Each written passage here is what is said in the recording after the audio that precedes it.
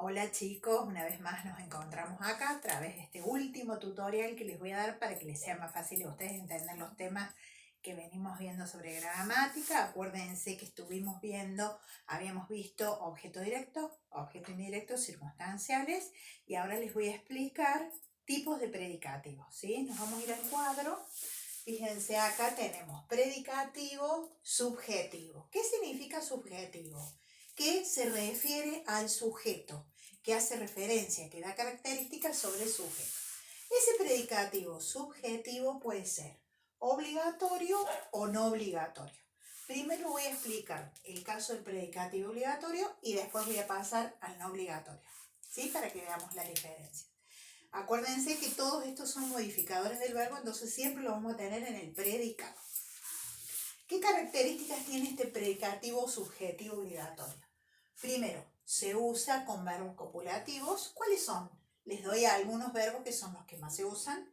Por ejemplo, el verbo ser, estar, parecer, semejar, lucir, etc. Puede que aparezcan otros, pero estos son los que más se usan.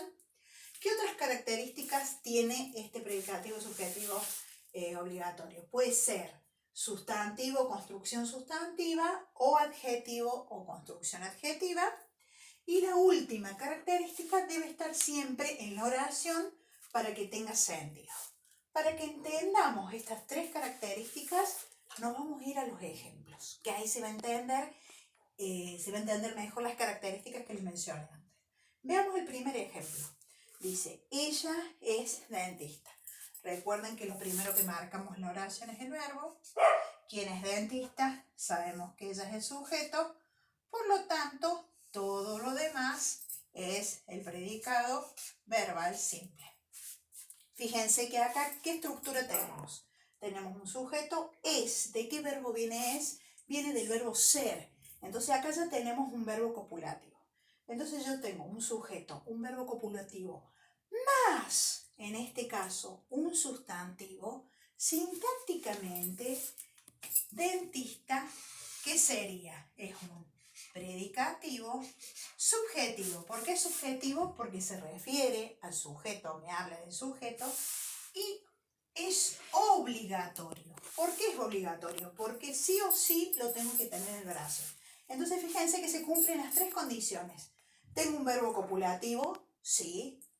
Puede ser que a ese verbo copulativo le acompañe un sustantivo, sí. Entonces, predicativo subjetivo y debe estar siempre en oración para que tenga sentido. Por eso se llama obligatorio. Si yo saco la palabra dentista, me queda ella es. Entonces no tiene sentido. Por eso dice que sí o sí lo necesito obligatoriamente en la oración. De ahí el nombre. Veamos otro ejemplo.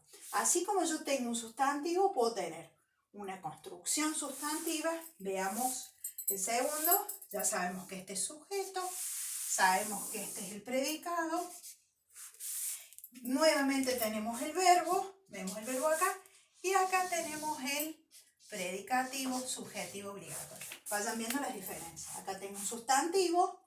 Acá tengo una construcción sustantiva. Fíjense en esta oración. Ella está enferma. Acá tengo un adjetivo. Entonces nuevamente tengo un predicativo subjetivo obligatorio. Y acá tengo una construcción adjetiva. Entonces nuevamente tengo un predicativo subjetivo obligatorio. Veamos si se dieron todas las condiciones. Hay un sujeto. Hay un verbo copulativo. En este caso está, viene del verbo estar. Y lo que le sigue puede ser un sustantivo, una construcción sustantiva, un adjetivo o una construcción adjetiva. Ese es el predicativo subjetivo obligatorio. Recuerden que es obligatorio porque sí o sí lo tengo que tener en la oración para que tenga sentido. Pasamos por último al predicativo subjetivo no obligatorio. ¿Qué pasa acá?